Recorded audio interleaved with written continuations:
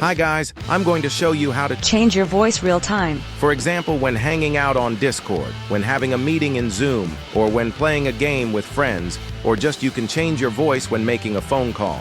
The application name is Voicemod. Let's go to this website, voicemod.net. Click on it and download for free. We should create an account here. I will enter with my Google account. If you don't have any Google account, you can watch this video. It's downloading now. Click on the installation package. Choose your language and click OK. Go next. Accept the agreements and next. Choose the installation path and go next again. Install. After waiting a while, we completed the installation. Let's get started. You should select your microphone on this page. I have only one microphone. You can choose your headphones and go next. Start using voice mode. This is the main page. Let's see how it's worked. There are many voices here. You should buy them, but also there are some free voices here. For example, I think this is Morgan Freeman, and this is Trump. There are famous people. Let's choose the Morgan Freeman.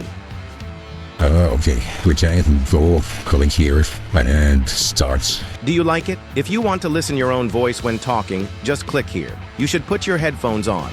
You can turn voice changer off with this button. We can create shortcuts. Go to settings, keybinds, mute, unmute, voice changer on, off.